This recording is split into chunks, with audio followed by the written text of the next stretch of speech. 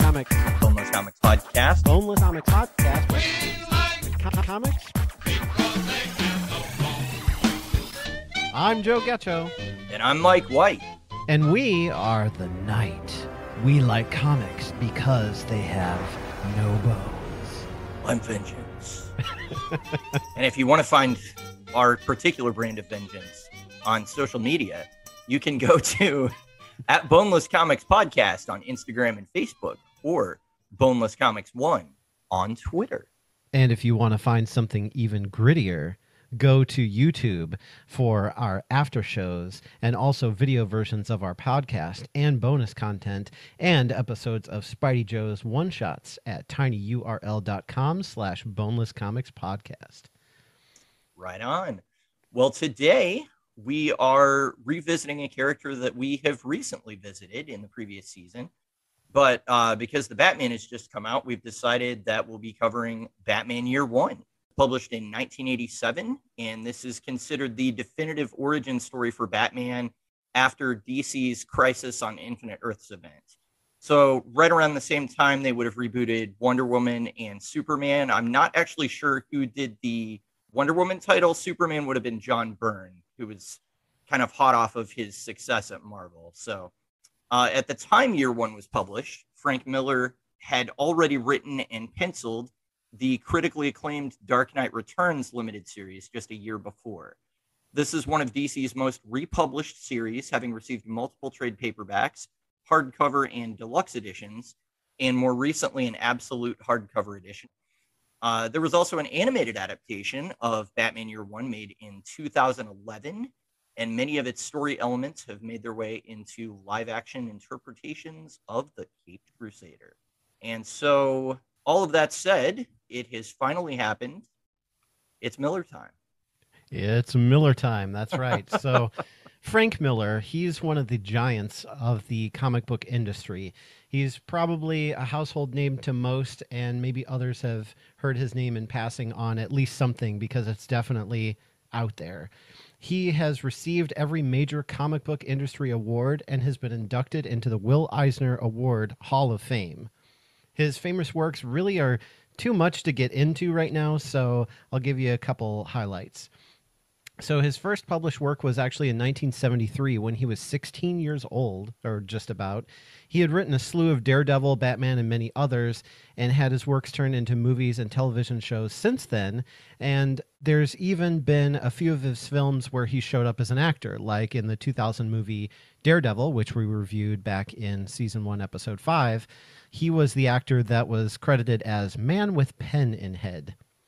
He's also directed a few movies as well. So Frank Miller, he wasn't the first writer to go in a darker direction for Batman comics, but his version was definitely darker and grittier than anything that came before it. So at that point in time, he was already writing this kind of stuff for Daredevil, so it was kind of his style, I think, more than anything else that he brought to Batman, and it was a good platform for it. I think also being an origin tale helped sort of set the tone for future and influence really every Batman interpretation that followed since then. I'd say most, if not all, of his works have mixed reviews. He's noted for combining film noir and manga influences in his comic art creations. He was quoted saying, "I realized when I started Sin City that I found American and English comics to be too wordy, too constipated, and Japanese comics to be too empty. So I was attempting to do a hybrid." So his writing style is one of those where you either love it or you hate it. But in this case, everybody, I think, pretty well agrees that Batman Year One is one of those definitive tales that broke new ground for future stories to be based on. So whether you like the story or hate the story, or there are certain elements that you like or dislike, you'll find ours in this episode, but you can't take this out of reality. This would cause a major anomaly and shift in time if you took this story out, because it was the cornerstone for just paving the way for future Batman stories and really changing the direction that I think he was going at the time. Yeah, honestly, we could probably do an entire episode where we just talk about Frank Miller. I don't want to sort of hijack your thing, but if you've seen the movie The 300, that's a shot-for-shot recreation of Frank Miller's graphic novel, 300, that he published through Vertigo. there are several other movies out there. Sin City is probably the most obvious that basically just ape his art style and translate it to film. Yeah. So yeah, he's a name that's going to come up in pop culture, even if you're not part of like the comic book world. Mm-hmm. So the other creator working on this book is David Mazzucchelli, and he is famous for comic collaborations with Frank Miller, Of both course. on Batman Year One and a story called Daredevil Born Again. He currently works as a professor at the School of Visual Arts in Manhattan, teaching comic book storytelling methodology. He struck gold early on in his career as he became the regular penciler on the Daredevil series at Marvel during the 80s, eventually being paired with Frank Miller as writer, who took over from writer Denny O'Neil. What's interesting about that is that Denny O'Neil is a famous Batman writer of like the 70s and 80s. So apparently, these two characters at Marvel and DC just have a lot of crossover, I guess. I mean, it's on the surface, I think it's easy to see why they're kind of like the street level guys that go out and enact violence upon, the criminally insane. But his art is all just flat colors. And this is not an 80s thing, even though this was, done in like 87 or that maybe the trade came out in 88. It's very much a stylistic choice to keep to a very limited palette for this. And so there's kind of like a simplistic less is more approach in the art that relies on like shadows and actually a lack of detail to sort of imply expressions on people's faces and stuff like that. And so what's interesting is that while he doesn't go super detailed on the people themselves, it's more like their silhouette that's important. The cityscapes and the backgrounds and all of that stuff have like an incredible amount of detail. And so what that does is it makes all the human figures really pop out so that you really kind of notice what they're doing. And so this is a very stylized visual story. Yeah. I think it works definitely for this type of story, and especially, wanting to start something from the beginning, year one, and a sort of origin retelling, to sort of set the tone for going forward. I think is a really good fit. Like, it's definitely simplistic, but also, those silhouettes I think are really cool for Batman because it makes him more mysterious. Like, not only do you not see exactly who it is that's standing in your window, but he's a shadowy figure, and all you see are like the glowing eyes and maybe a little bit of his face and then the outline of the bat cape. Like, it's really, I think it makes the story more gritty. It adds to his mystery. Like that one panel where he bursts into the mayor's mansion as a shadowy figure and says, "Ladies, gentlemen, you have eaten well. Swear to me." Yeah, he's like, you fed off of this city and its corruption for too long or something like that. That's a very, very iconic moment from this story that I think everybody that's read it probably remembers very well.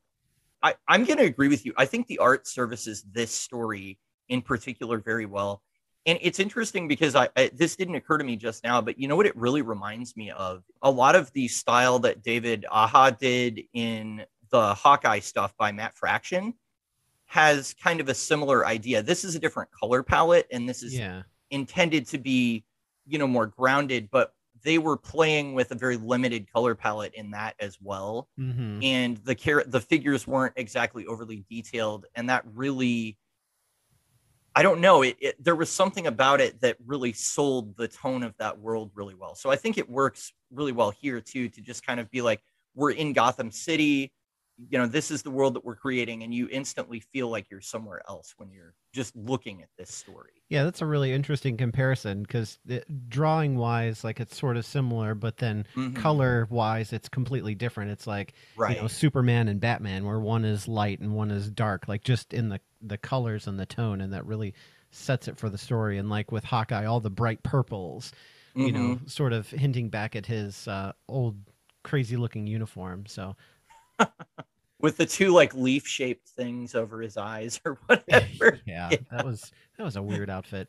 it's very weird. But we're here to talk about Batman Year One. So The story is focused on the street level activities and crime, of course, because it's Gotham, following a young Bruce Wayne and James Gordon as they move to Gotham City and start to form an alliance against its corruption. So many of the superhuman elements, supervillains, gadgets, things like that that we're familiar with in a lot of modern stories are not present here. This is really almost more like a crime noir story. Mm-hmm. So many times Bruce is actually just out on the streets as himself, kicking butt in jeans with a jacket and a hat.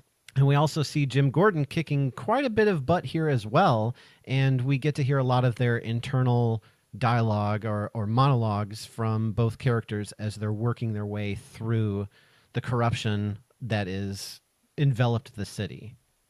The internal monologues is actually a really good place to start talking about this because Frank Miller is probably like top dog when it comes to using this plot device. He constantly has narration in everything that he writes. One thing that I noticed right away in this from the narration was that the letterer actually made an interesting choice to have Bruce Wayne and James Gordon's fonts be different. And I actually thought that was really cool where Bruce Wayne's was almost like a cursive, like a fancier style of lettering, whereas Jim Gordon's was, more just kind of plain text. And I thought that was kind of interesting how it showed the difference in like the amount of wealth that they have and like the background that they're coming from, just with the way that the text looked. During New 52, what they would do is they would have like the logo of the character next to the text box so you knew who the narrator was. But this is way before DC started doing any of that. So I thought that was a cool way to make it clear who's speaking to the audience. I personally am a fan of it, but I know that's actually one of the things that some people can't stand about Frank Miller, especially when it gets into like the ground was wet and sticky like my heart. Those kind of like stock, like film noir, like edgy quotes or whatever. Yeah, I think, given what this is, that's where they're drawing from is like you said, those film noir elements and putting them in here. As far as the different fonts go, I did like that because a lot of times too, they'll just be different colors. And so sometimes you're going through and you see like a box that's a different color and you're like, okay, who is yellow? Who is white? Like who's talking Right. again? But the font choice was really nice because that's an element that's easier to remember for some reason. But Mm-hmm. I didn't like the cursive and I don't know why. I don't know if it was just like kind of weird or not what I thought, Bruce's personality would Yeah. be. Like I thought it would be more analytical or like definitely very printed and very tidy or something like that. He does have all this money, but he's definitely not a spoiled rich brat on the inside. Right. Yeah, it did feel like the letterer almost made a choice to just focus on that one tiny aspect of who Bruce Wayne is. And they do illustrate it very well at the opening of the book because you've got Bruce is coming in on a plane and his internal monologue is kind of like, oh, the city doesn't look like it's full of corruption from up here. I should have come in on the train so I could see the enemy and that kind of thing. And I think you find out in the story that he's been gone like 12 years or something like that. Yeah. So a very significant amount of time, maybe even I don't get the impression that he was gone that long in the Batman Begins movie necessarily. So the comic book chronology is he was gone for a very significant amount of time doing his training. But then you've got Gordon coming in on the train and he's kind of worrying about, his wife Barbara is pregnant and I'm coming into this corrupt city. I just left being a beat cop in Chicago and he's thinking like the train is no way to come into the city. And so it's kind of interesting how they juxtapose their different backgrounds there. But yeah, I think maybe once you get deeper into the story, the cursive doesn't make sense. I honestly didn't like it, not because I thought it was a bad stylistic choice, but because the cursive that they use is a little bit hard to read Yeah, in that some too. of the scenes. So it was just, I had to like look at it a little more intently to get the dialogue. So Yeah, and as far as like Jim being on the train and Bruce, coming on the plane and mm-hmm. I'm sure someone by automobile, that was also to highlight their different perspectives of like they're both coming into Gotham, but they're looking at it a little bit differently. Like they both see Hmm. the corruption, but they're attacking it on two different angles. Right. And this Bruce that we have here, I feel like he's a little bit even different than either the modern Bruce or the Bruce previous to this. Like he has some kind of weird lines that he says too. Like I almost imagine in my head like a British, child saying, "Yes, father, I shall become a bat." It was like really melodramatic and felt a little bit out of place to me. Was it the same Hmm. with you? I'm That's funny. You think of him as a British child. I don't know if it was Miller's intent to play up the rich playboy aspect of him.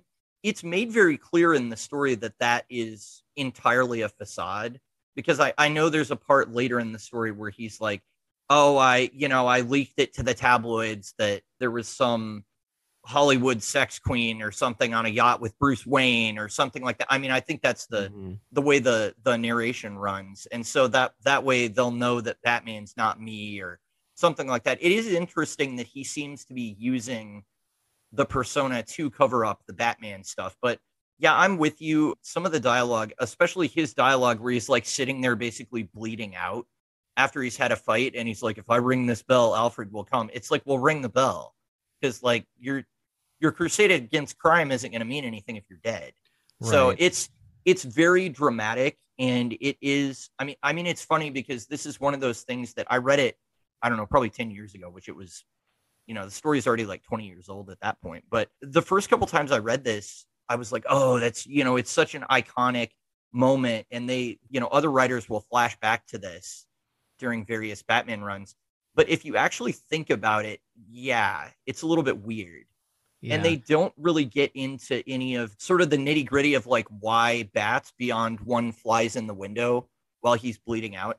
I think later stories would maybe flesh that out a little bit more, say that bats were something that he was afraid of as a child because they live on the grounds around the manor or something like that. But there's none of that here. It's more of just he kind of like on a whim makes the decision that like, oh, I saw a bat, that was scary, okay, it's Batman, that's what it Yeah. is. So it yeah, melodramatic I think is probably the best word for that sequence. And it's funny how you can read something earlier in life and it doesn't strike you that way, but like now looking at it and having just consumed so many more comics and media, I'm kind of like, yeah, that's a little bit over the top. I think mainly it stands out because this story in general is not over the top. So when you get those moments, it kind of takes you out of it a little bit, if that makes sense. Yeah. There's another part where he's like, nothing harms me, but I know pain. Sometimes I share it with someone like you. And it Right. actually reminded me of Star Trek Five and Cybok when he's like, your pain runs deep. Share it with me. That's so funny. I thought about that too. I Like, mean, that's honestly just the if you're reading a Frank Miller story, that's kind of how his dialogue runs. I mean, it's sort of an unnatural. I don't want to say that it's stiff, but it's very stylized. It's like his his protagonists definitely have a certain voice, and it's not necessarily the character voice as much as it is just like this is the Frank Miller writing voice. well, and if you think of him putting on a persona, like he puts on the Bruce Wayne persona of the rich playboy to keep anyone off his tracks, but then when he puts on the Batman persona, kind of like they did in Batman Begins, where it's like he's using fear as a weapon. So, Right. so you could almost say that he's exaggerating his stage presence by saying some of these things to the criminals because he wants them to be afraid of him, and like his name or the bat signal, or just because he can't be everywhere all at once. But if it's Right. out there that criminals or ne'er-do-wells or whoever's doing bad is like, well, maybe I don't want to do this because there's a chance that Batman can show up, and if he does, he's going to say these kinds of things to me, like, I'm going to share my pain with you, and all Right. kinds of Right. lines like that. But Right. also, you get a bloody face from it as well. So Yeah, I mean, I guess that would be an intimidating thing to hear while somebody was like smashing your face in wearing a bat suit. So, I mean, from that point of view, I guess I can kind of see it. Yeah. But yeah, I don't know. I mean, it's just it's kind of one of those things where you're just at a certain point you've just got to be like, well, I'm reading a Frank Miller story, so I kind of have to go with it. That's kind of how he writes. I think Sin City allows him to lean into that kind of stuff a little bit harder.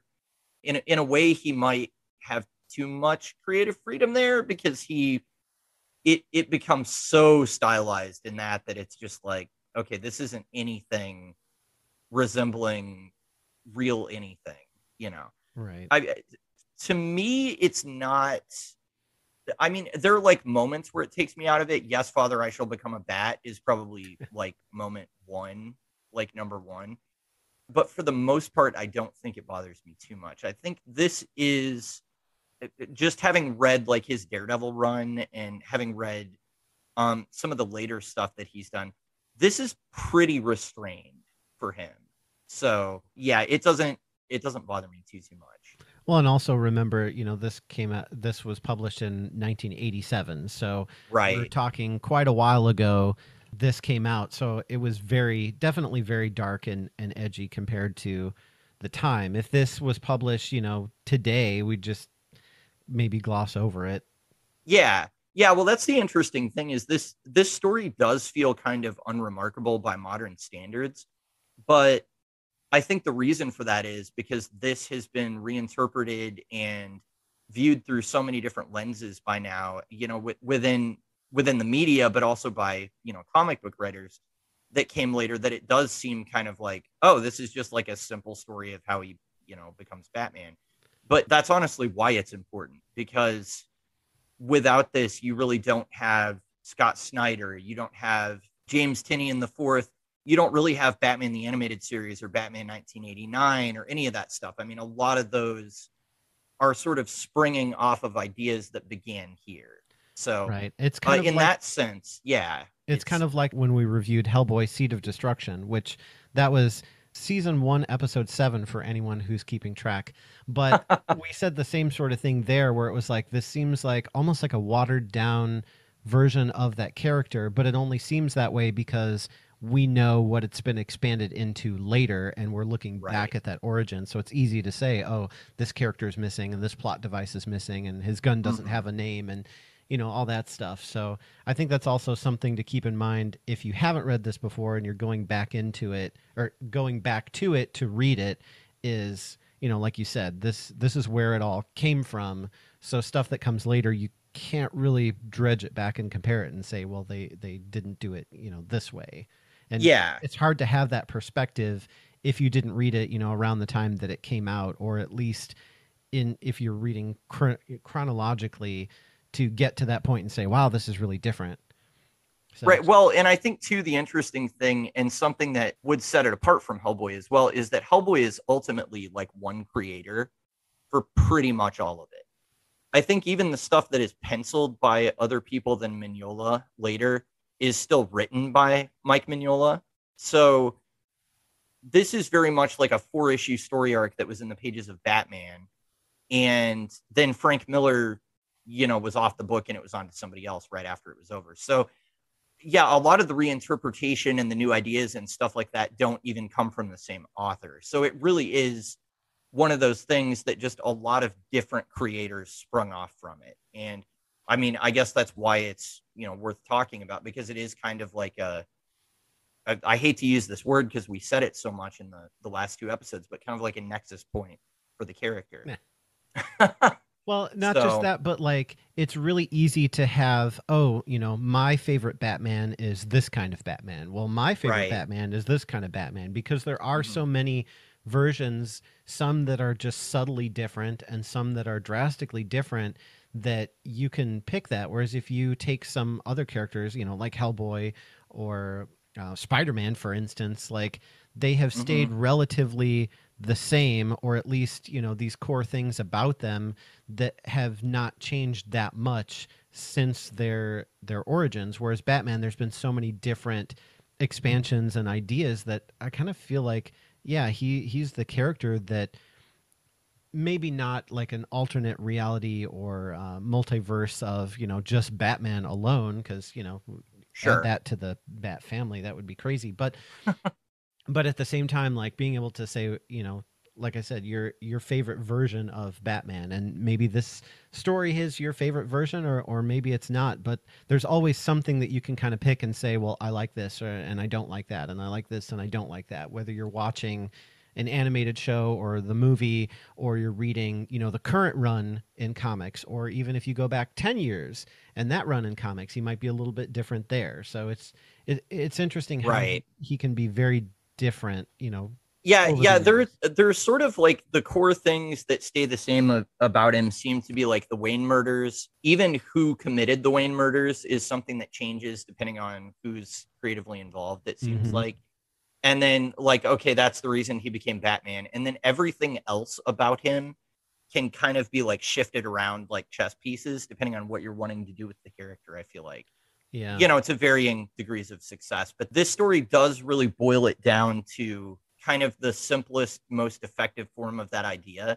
And that's probably why it's one that hasn't really been significantly, altered or retconned or anything like that. Yeah, even the crime level in Gotham City is something that's kind of been portrayed to varying levels. I mean, it's always been a corrupt city, but to how much the extent is different depending on what you read or what you see. And I think in this, it's very, very systemic. Like there's corruption Yes. all the way from the bottom to the top and in every layer, and there's just like a few good sprinkles here and there, but they're really not enough on their own to change the tide of the corruption war, basically. Mm-hmm. Even the people that don't have like direct ties to crime organizations seem to be abusing their power anyway. So it really does feel like for most of this story that it's kind of Batman and James Gordon against the world. And that's probably the place where I feel like this is closest to the Batman movie that recently came out, because that's very much a story point in that movie, which, they take it in a totally different direction with, the Riddler. But something that they show in that movie in a lot of detail is, basically how many levels have been corrupted by the crime families of the infrastructure in Gotham. And we've got the mayor, and we've got the DA, and we've got the police chief, and and then you've got Lieutenant Gordon down here kind of trying to figure out his way to, navigate through all of that. Yeah. So, This is where he doesn't have as much in common with Daredevil, but he almost has more in common with Green Arrow, because same sort of thing, right? So they go out onto the streets and they're fighting crime and they're fighting corruption and they're fighting these villains that pop up, and they can use gadgets and weaponry from the millions or billions that they have in their trust right. funds. So I feel like that's a little bit more similar. Obviously, they're completely different people, and their approach to crime fighting is different, and they're different characters. I'm not saying Yeah, they're their the same, personalities are drastically but different. it is Um, another case where we were talking about, is Oliver Queen really the best person to represent the little guy, considering that he grew up in a rich family? And I would think he would be even less so, because he at least had a rich family, whereas Bruce right. grew up without his parents. So he could at least have a better chance of alienating himself from that, rich playboy persona. It would be even Right. less realistic for him. But it's just interesting. We have another, rich white guy essentially who is dressing up as a vigilante and taking the law into their own hands. But Gotham is Yeah. definitely the most, I'd say, the most corrupt place on Earth, or in the Right. multiverse, or Oh, wherever. absolutely. Yeah, it does feel like most of the time like he's fighting an unwinnable war. Yeah. So there is a character in this story named Sarah Essen that I know briefly appeared on the Gotham show, but I don't remember her there very well. This is too early for us to have like Harvey Bullock or Renee Montoya or any of those sort of cops that we're familiar with later. But during this story, James Gordon basically he's doing his beat cop thing, and he's really disillusioned with what's going on with Detective Flass, who's just beating people bloody for no reason, and basically helping drug pushers so he can get a cut of the money and all that kind of stuff. But Sarah Essen is somebody at GCPD that's actually supporting him and is a good cop and is kind of helping him. And even though his wife is pregnant at home, with a son that is going to be born soon, he's under all this stress. And basically, during the story, James Gordon does have an affair with Sarah Essen. They're spending all this time together on the job, and that sort of happens. And it's interesting because I viewed this differently on this read through of the story than I ever have before. And I don't know why it struck me differently this time, but I didn't hate it this time. But before I get into my thoughts on it, I was wondering if you thought it added anything to the story or if they could have cut it out and it would have been So pretty much the same. for me, this was the most controversial thing that was in this comic Yeah. because we have Jim Gordon, who we're trying to establish as the only good cop left. And Right. then this happens. And I think the idea is to show that, he's weak just like everybody else, and we have these flawed superheroes and so on. But I really feel like it takes away from the message of him fighting corruption, because at that point he's become corrupt.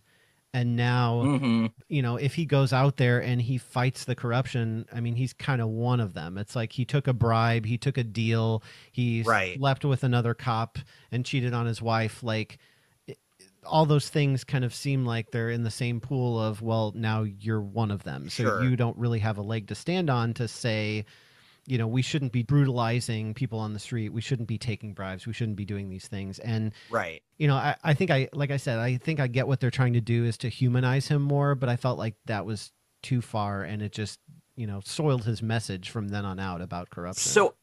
So I have always thought that was too far until this latest read through. And I guess this will probably be the main place where we differ. What I like about it as a story beat, I obviously don't like that he cheats on his wife. What I like about it is that when they try to use it as leverage on him, he ends up at that point owning up to it. So he tells his wife, he comes clean about it, and he faces the consequences, basically. And they have to start going into marriage counseling, all of that kind of stuff. And Essen decides to transfer out of the city so that she's not going to be around. And I think both Essen and Gordon come to the realization that, like, wow, we have become compromised by the corruption of this city.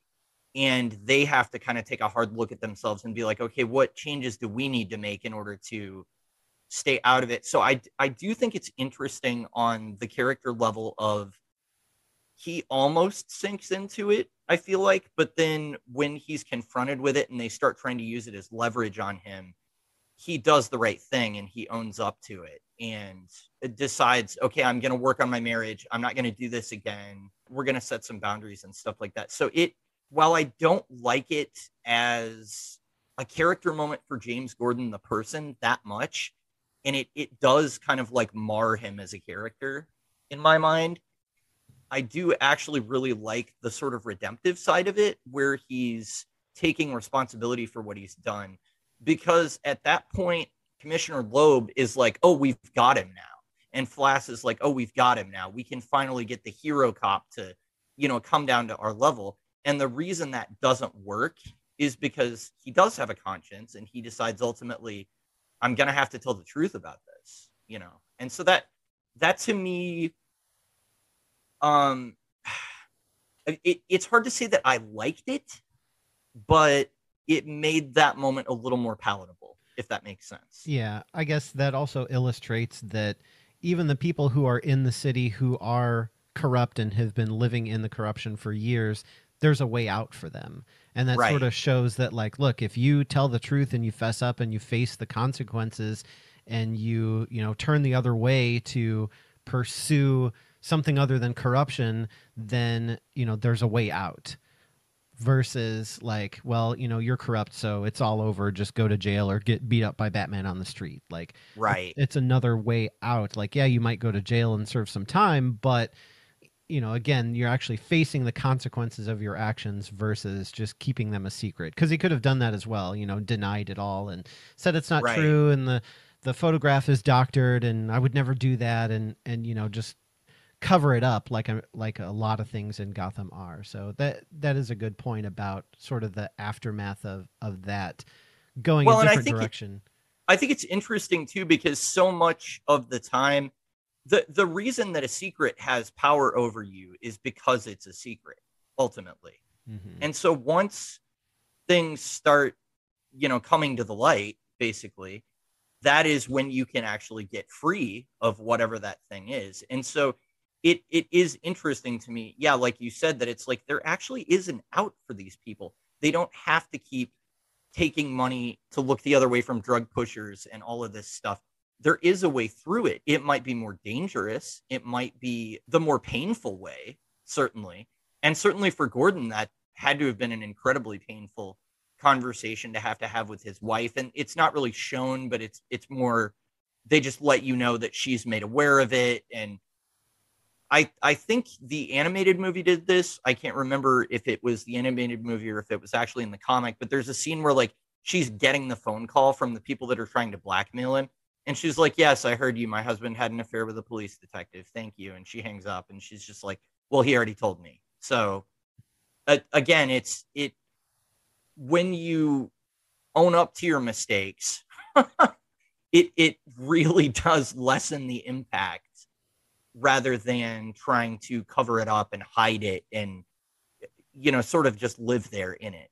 Right. So Because then they can't use it as leverage against him because. exactly. So that quality, at least in Jim Gordon, is heroic in a way that even though he is weak, he does make a mistake.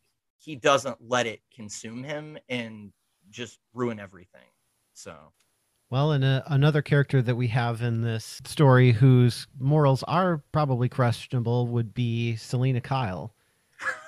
This interpretation is a little bit different, and I guess I didn't know that it existed before reading this because I don't know that it's yeah. used as much later. But what were your thoughts on that? So it's interesting because Selena Kyle is essentially a prostitute in this. And I think in most versions of the character, she comes from a shady past. I don't know that prostitution is necessarily always a component of her backstory, but her growing up poor, having to survive as a thief, all of those things are pretty much entrenched elements of her backstory.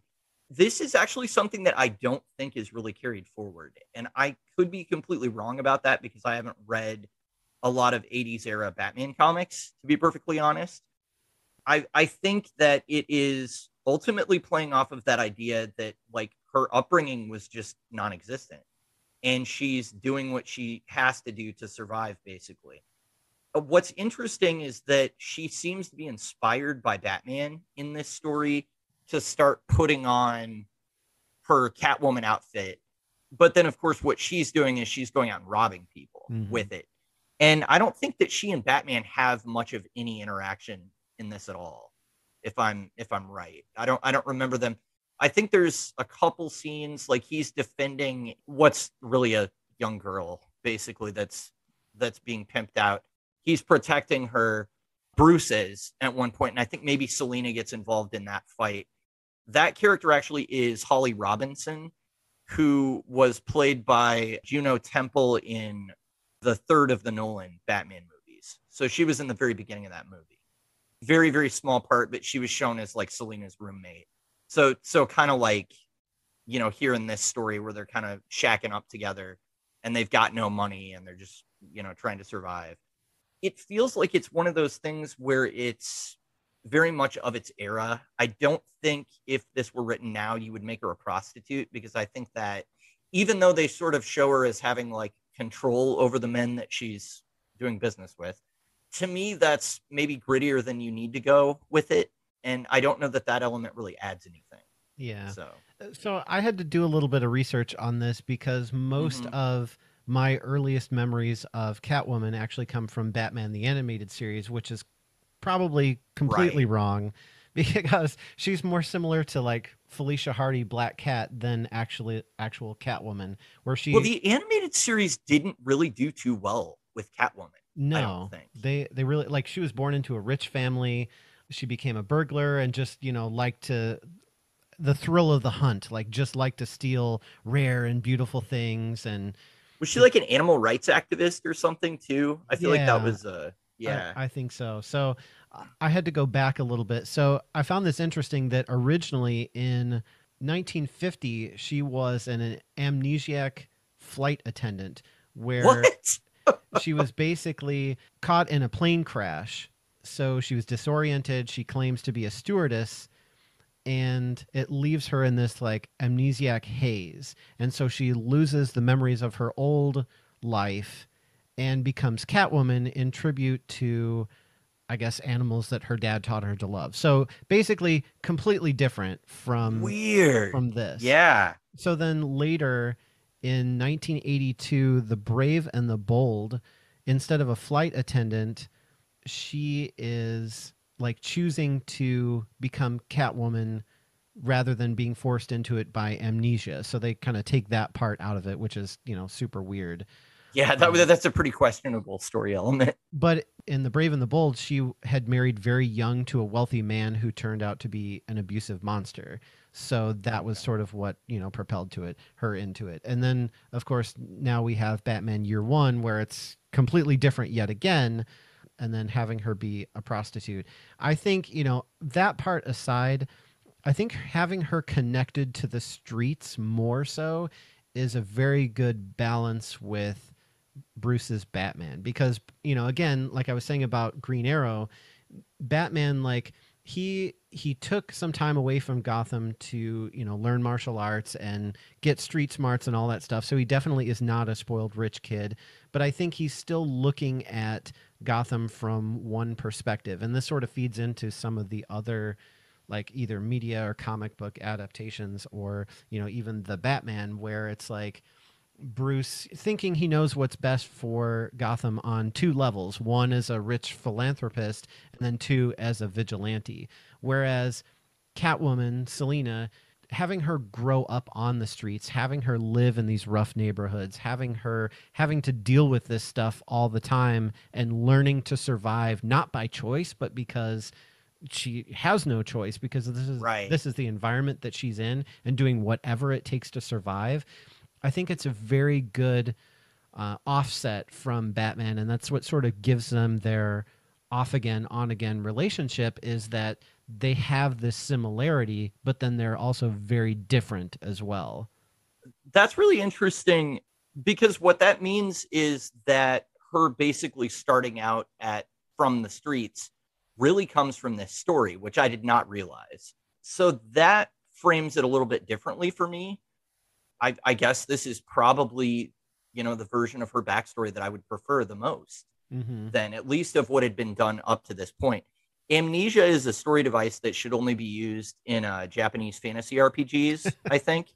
And that's, most of the time it's kind of like a hokey, like, oh, that's something you see in a soap opera or something like that.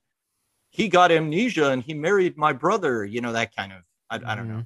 But I but didn't know who anyway, I was, so I just started yeah, a new life for myself, because, what else are you going to do when you can't remember anything? it's funny because I remember some kind of story beat that they flirted with in New 52 where Selena was trying to like discover her true last name, and they were saying like, "Oh, you're not actually a Kyle, you're something else, and you're connected to a crime family," and that was this whole thing. And I can't remember if amnesia was part of it or not, but that's what you were making me think of when you brought that up. She was like So an that's orphan or something and just didn't have memories of yeah, her past. Yeah, yeah, because I looked at that a little bit, because it was like she had a brother or something, and she was trying to get information through the system hmm of who that was, so she could, get information about her parents or something. It was kind of it strange. was a really weird time for her character for sure. But yeah, I don't know. I guess that makes me like this a little bit more, knowing that this is really where the street level past for Catwoman comes in. I think that makes the most sense. I mean, why do you become a thief? And ultimately, I think why she keeps doing it is because it's fun, and because she gets a thrill out of stealing and getting away with something that she shouldn't. And Well, because it's there a have been part of various, her, almost like a yeah, part of her personality now, where it's like she's grown up doing this. It's right, not, again, like she chose to, hey, I'm going to go steal things because it's fun. It's, I've had to steal to survive. And now I'm in a right, position where I don't have to worry about surviving as much, but now I can actually have fun with this and, be really good at it. And so use it for something entertaining versus for survival. Yeah, yeah. Even Batman himself is very grounded. In fact, he gets the crap beat out of him multiple times during the story. And I can kind of take that or leave it. How I feel about it, I'm wondering if he should have been more fully formed when he comes back to Gotham, or if it makes sense for him to come back and he's got all this training, but he's still running into a lot of bumps.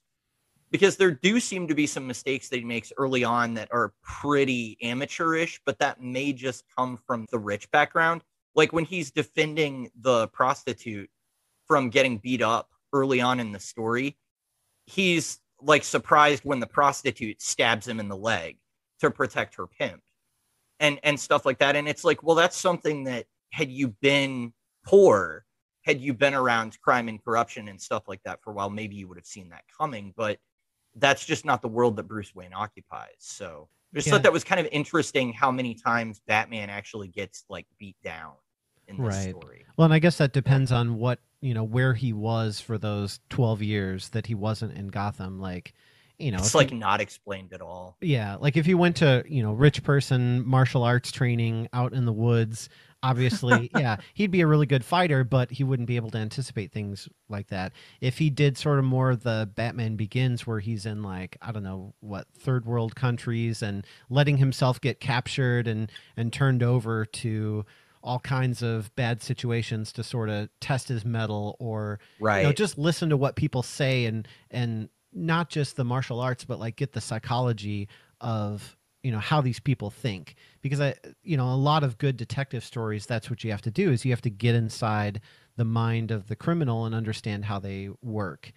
And I think I think those are some of the most fun Batman stories when you have that like detective angle, but then you also have Yeah. the martial arts and the fighting, and it looks really polished. But this being him what, a year or two out of all of that, it makes sense that when he first starts it, he's not going to be perfect. He's not going to anticipate everything, and I think that's what we've seen a lot is that Batman who's been doing it for years. He's the grizzled Right. veteran. He's able to punch somebody in the face over his shoulder, not even looking at them or seeing them coming because he's just that good.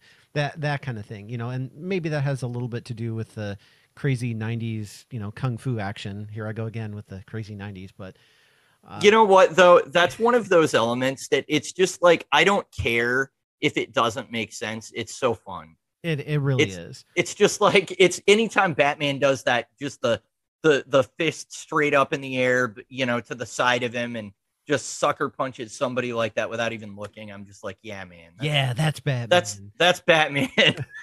But yeah, So I don't know. he's definitely more grounded in this. And the only part about that I don't, it's not that I don't like it, it's just that it sort of takes me out of it because you know what Batman does is so risky. Like his name almost should Mm-hmm. be Daredevil because he's Yeah. I mean, not because of the character, but because he gets out there and he's putting himself in these situations where he could very easily be killed and survives. And it's like, how long can you be in a situation like that where you fly around the city in a cape, drawing attention to yourself, taking out bad guys, and one of them gets lucky, and then that's it for you, and you're done and Yeah. over with. I mean, there's no way that could he really make a career out of this and do it for 40, 50 years. The physical toll alone, and there are some stories that deal with that, of all these martial arts and this athleticism and everything that he does would be so great for one person to take on their own. So I think Right. if you start to overanalyze it, it gets to the point where it's, it can't really be realistic at all that one guy with no gadgets and, maybe a little bit of Kevlar or something could do all of these things, because it's just physically and mentally draining, let alone trying to either run Wayne Industries or at least put up a Playboy persona. He would Sure. sleep so much. He would take baths in Epsom salt and maybe even go the like Ben Affleck way of sleeping in a torpedo tube, in water because, and you get up and your knees crack and you're just like, oh, here we go Yeah, man. again. I mean, it's funny that you mentioned like how much damage he takes, because that was the one thing that really took me out of this story. He Is gets that stabbed in the leg and all well, kinds of yeah, stuff. he after that sequence where he gets stabbed in the leg, he takes like several other punches, and he's like sitting in the back of a car or something, and he's basically bleeding out. And at this point in the story, it's like he just summons the grit and determination to power through it and like knock some cops' heads together and then escape. And I'm just like, okay. But 2 seconds ago, like your narration was like, I'm not going to survive this night. I was stupid. I made some mistakes. So it is kind of one of those where the story is so gritty and realistic for most of it that whenever they do those things, it kind of takes me out of the narrative a little bit. Right. Like I his think he and Gordon recover from injuries around the same time at the story that I'm just like, there's no way that you're like walking right now. Well, Like in there's his just no way. trauma from being a child and having his parents murdered in front of him is enough Right. motivation for him this many years later to get back up and get out there. Like it just doesn't seem like Right. enough to hold on to be able to get through that kind of grueling situation. And it's funny because there's a similar thing that happens in the Batman movie that came Mm-hmm. out recently, but I'll save that for the after show because it would be a spoiler. But as Fair far as enough. Batman Year One goes, yeah, he survives a lot, and for it being his first year, Year One, it doesn't seem like he would have that many more years. Or maybe this is what prompts him to, hey, I can, spend R&D money to develop super thin Kevlar or whatever and bake that into my suit without making it bulky. And I Yeah, can maybe I guess you could that never occurred to me that you could like spin the experiences in this story into his reason why he becomes so gadget centric. right. Like I need some Yeah. healing nanites or I need a first aid kit in my utility belt. I need some gadgets to help me escape. So like when I'm about to pass out, I can just summon the Batmobile or I can call Alfred or I can, do all these things to Right. survive. And then the Bat Cave also becomes like a hospital ward for a patient of one, for every outing that he goes on to. But at least with those things, it's like I don't know how realistic it is, but at least Right. it it makes you think that he could survive longer doing it. But this I was scared for him, like seeing Right. him young and inexperienced. I'm just like, dude, you're gonna get it. Ooh, this isn't gonna go very well. It does do a good job of putting him in real jeopardy. And I think Gordon as well. There are moments where Yeah. like Flass is like, you got to be careful, like you've got a pregnant wife at home and stuff like that, where I'm just like, oh wow, like they're you know the corrupt police are not playing around with him Well, either. and Gordon's cocky too. He's like, "Oh, it's been, Yeah. several years since I fought a Green Beret, but here, I should at least give him a handicap." And he throws the guy a bat. Like, Yeah, that was well, so I'm going to stupid. beat the crap out of you, but just to give you a chance at defending yourself, here's a wooden bat. Like, what? What? And this is a corrupt cop that he's giving it to as well. Like, that there's no fighting fair, but he's just that confident that he's going to beat the crap out of this guy. Yeah, Like, geez, it is dude. satisfying when he like ties up Flass naked, like outside, beaten up, and he's like, he's not going to report this. He'll make up a story about how like 10 people did it to him or something. And Yeah. I'm It's like, like, ah, that's pretty funny. go ahead and tell the guys in Rikers that you got beat by a blind man. Like, go ahead and tell my Right. identity. It's that kind of thing. Like, yeah, go ahead and tell them Yeah. that I gave you a wooden bat and I still beat the crap out of you and stripped you naked. So, yeah, tell the Yeah. precinct that. That would actually be good for me. Honestly, the biggest criticism that I have of this story, and I have always felt this way ever since I read it, the animated adaptation, I feel this way, and maybe even to a more severe degree, because I think they played up more. But should this story be called Jim Gordon Year One? Because honestly, beyond saving James Gordon Jr., which is Jim's son, Batman doesn't greatly impact the events in this story as much as James Gordon does. And I feel like he doesn't get as much page time either.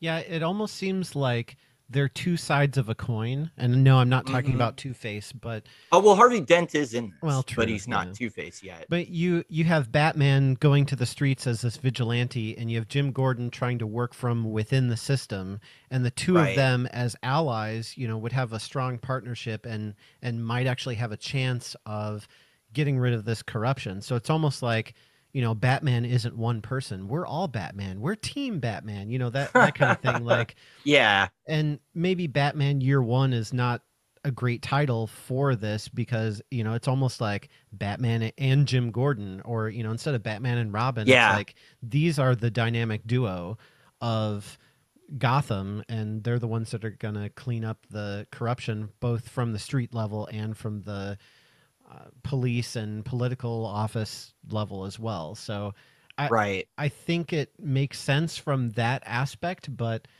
yeah, you pick up Batman Year One. Oh, I want to read the definitive origin of Batman, and you're like, Jim Gordon does this. Jim Gordon's internal monologue. Jim Gordon's over here. Jim I Gordon. don't think that any of the Jim Gordon stuff is necessarily written poorly. No, no, And no. I think it makes sense for the story that they're telling.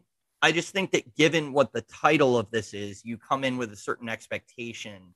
And I don't know that you come out of it having that 100% satisfied. Yeah, that's all I was saying. And like the Gotham TV show is the same kind of way. Like, okay, let's see what young Bruce Wayne is like before he starts his training, and it's like Jim Gordon steals the scene. Jim Gordon's fighting corruption. Jim Gordon is basically Batman because Bruce Wayne's too young to do it. That kind of thing. Like, I mean, he wasn't because he wasn't a vigilante, but still, it was like Yeah. Jim Gordon was moved to a way more position of prominence than just being, Batman's cop on the inside, which I think is good because Yeah. it really, he needs allies. Like, Batman can't really do this on his own. He almost does need an informant, but also somebody who's going to be an ally on the inside, instead of like a J. Jonah Right. Jameson who's always trying to paint him as the villain. Like, that doesn't help at all. But having somebody that is similar, as far as that goes, like being a detective and wanting to get rid of this corruption, I think is really, I like that aspect of the story. But again, Yeah. Batman Year One, it's not just Batman. There's a whole lot of other in this as well. Yeah. Yeah, for sure. So my instinct on this is to give it a 3 because I don't know that the expectations of the title are quite met. And that may not be entirely fair, but it's really well written. The art style really communicates the world of Gotham and the characters and sort of just the space that they're occupying really well. Even if it doesn't focus on Bruce Wayne maybe as much as you would like for a story called Batman Year One, I think that it's a really fascinating character study of James Gordon. So, with sort of including the caveat of I now know the historical impact that this story has, I'm probably going to land on a 4. And I'm basically giving it an extra point just for this is the turning point for Batman as a character that kind of everything after would spring out of. And so I think that I have to, in a way, rate it a little bit higher, just knowing that like this is the primary influence for most of the creators that we have working today. Yeah, that's where I'm going to land. What do you think, Joe? So I don't love it or hate it, but I'm more along the lines of it's not my favorite writing. Like, I'm Yeah, not a fan of. I didn't really like Sin City and a lot of that stuff. It just right. didn't land with me. So this is another one where it's hard to have that perspective because we're reviewing something from 1987, but not just that, but also for me personally, it's not something that I grew up with or that I read previously. I'm kind of more getting into it now. So it's not like our Right. review of, say, Star Trek Generations, where I saw that movie when it came out. I watched it a bajillion times since then. I've listened to the music. I've lived and Mm-hmm. breathed Star Trek since that came out. So to review that one was hard because I could not look at it without any bias because it was, essentially a part of my growing up. So of Right. course I'm going to overlook anything and look on it favorably because it's For been a sure. part of me. Whereas this has not been. So I think there are a lot of people that look at this and say, well, this defined Batman for me. So, it's Hmm. 5 out of 5. It's wonderful and great. But, again, for my personal review, I'm not a huge Frank Miller fan. Not that he isn't good, but it's Right. just not something that I care for. Not So your taste. yeah, Yeah. exactly. It's not my taste. Were a lot of things in this that I think were very foundational that I did like the direction that they went or tried to go with a lot of the characters. Like, Hmm. having Jim Gordon be an ally, not just, a pretty face.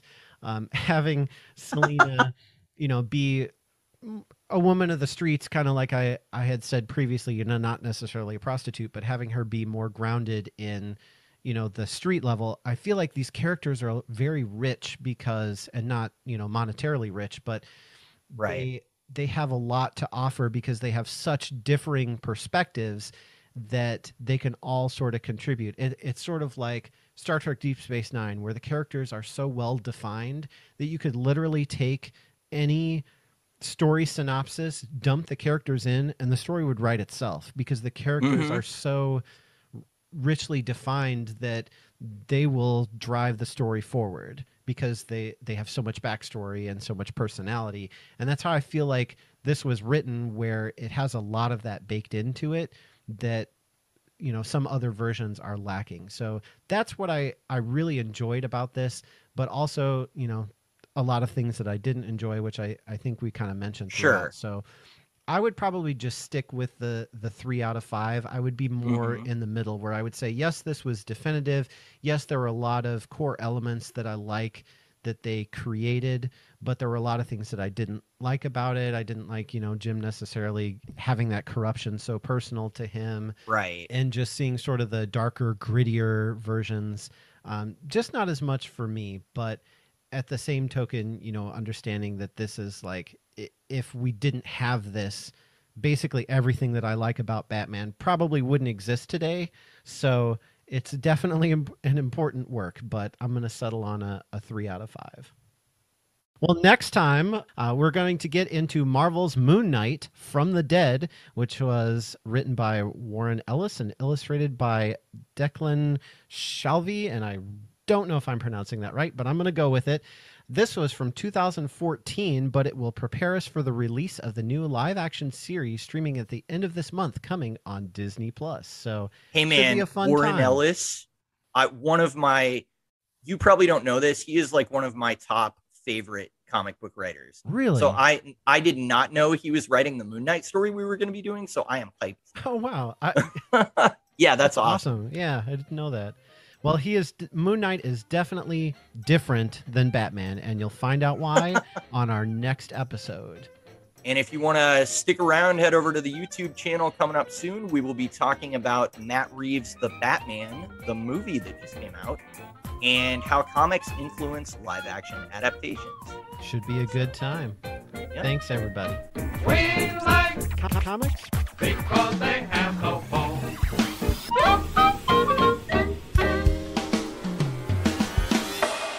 Catch you later. Bye.